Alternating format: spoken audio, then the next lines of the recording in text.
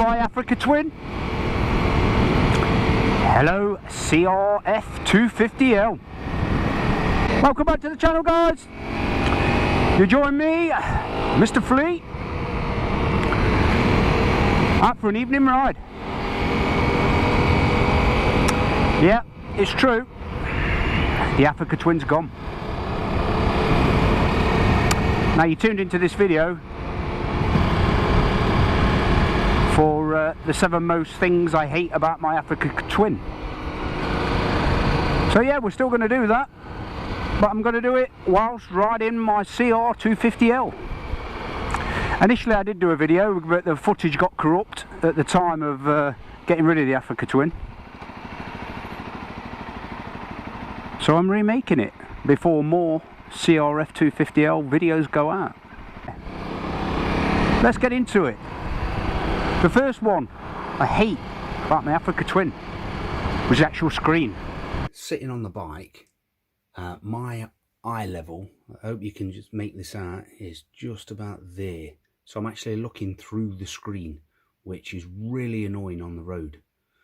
Especially when it's raining, it sort of like obscures the actual the road slightly, and you've really got to look and pick your line correctly. I could do with the screen, I would say about 2 inches lower. Now this is adjustable, so it's on the actual lowest setting. Now I'm only 5'7", and the seat is actually on the lowest setting. Reason for that being, as I put it on the highest setting, yeah, that my eye line is right on there. Then it was even more annoying. So yeah, screen, that's my number 1 on the list. Number 2 is actual crash bars. Now, at about 50 to 70 mile an hour, you get a weird droning noise coming from the front. And I know for a fact that it's the actual crash bars. The reason I know this is because I owned the 1000cc Africa Twin, and I had crash bars on that.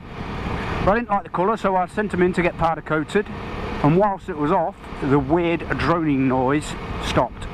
As soon as I put them on again, that was it, it was back. Just a weird drone noise. Always kicked in around the 50 to 70 mile an hour mark. You'd noticed it really bad. And the Adventure Sport was no different. In fact, I'd probably say it was worse, because it's slightly wider and probably, bigger bars. Well, that's number 2. Number 3, it's the seat. I'd say the standard seat is quite good for, I'd say, about 100 miles. Then after that, because of how thin it is and how firm it is, it's really hard. The 100-mile range, it starts to dig into you, right into the inside of your thighs, and you get a bit of a square bum going on. So if you get off, you give it a little shake, you walk around, whatever, you have a little pit stop, get back on, within another 30 to 40 miles, it's back there again.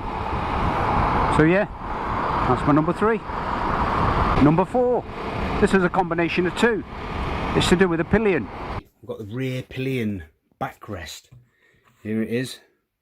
As you can see, it's quite firm, and the actual position of it actually falls right in the lower back region. So obviously, as you're being pushed back by the momentum of the bike and whatnot, and moving on the bike, this section, after a few miles, starts to really dig into the bottom of the back, and it's, it becomes quite uncomfortable.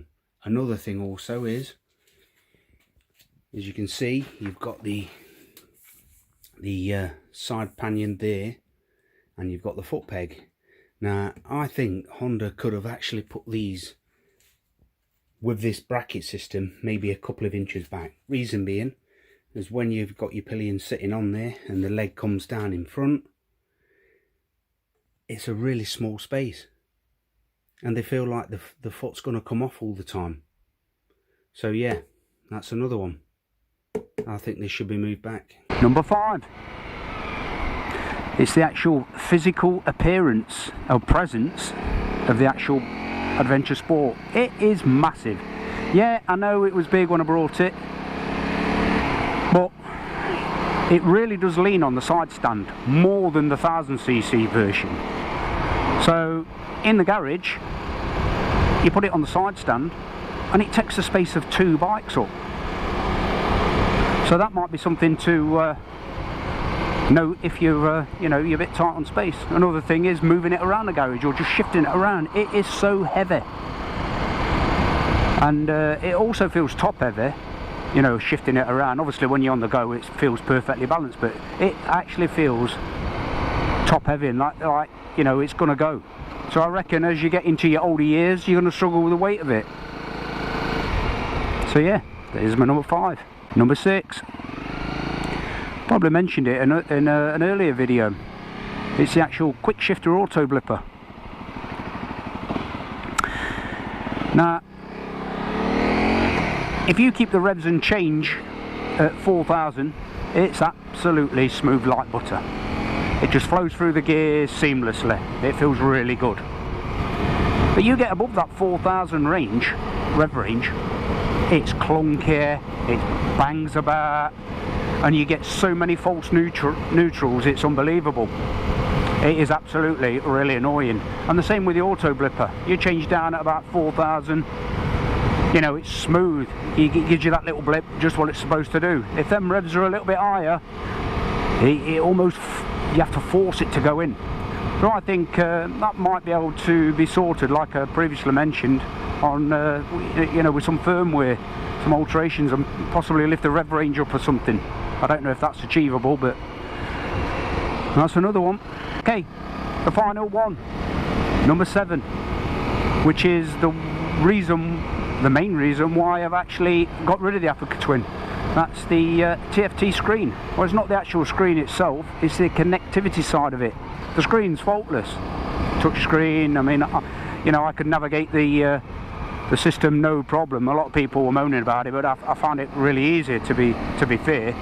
It was just the connectivity side of it. So I actually wanted it, you know, to connect to my phone, and it could be my sat nav on the main screen, and that was definitely not going to be achievable because I got a Samsung phone, and it only supports you know, Apple CarPlay. Now when I brought the bike, I did mention that obviously to the dealer, and he said, oh, there'll be a firmware update coming along soon, don't worry about it. And I know that that's not the case. Apparently, correct me if I'm wrong, Honda signed a 3-year deal with Apple, so you're not going to get no Android Auto, or you know, so I can't achieve that the sat nav side of things or whatnot. Yeah, so if you actually take a call whilst on the bike, and you answer it, you know, via your switch gear, you can't hear them, they can't hear you. It's absolutely pointless. The only way that's achievable is actually answer it on your helmet headset, like you normally would. So I think there's a bit of incompatibility going on with the phones and whatnot there. I mean, I've heard some YouTubers say that you know, that is virtually the case with the iPhone as well. You know, you struggle. Not only that, what I found is, if I got my Spotify on my phone, even though the Spotify wasn't on sort of like autoplay, just randomly the bloody music would start playing. I'm having to cancel it off, and it's such a pain in the arse. So yeah, the connectivity side of it, and the fact that I couldn't have Android Auto, I just couldn't live with it. So yeah, it had to go, guys, and that's why it's gone. So yeah, that's the 7 most things I hate about the Africa Twin. But onwards and upwards, or sidestep. I'm now on the CR250L for a bit of fun. It's going to be my winter bike, and green laner as such. Me and Spikes are going to start finding all the green lanes around the area and further afield. So keep it tuned, guys, for more off-road fun coming. And that's it from me now, guys. I'm going to continue with the evening ride. So as always, thanks for sticking with us, guys, and just remember, keep it real.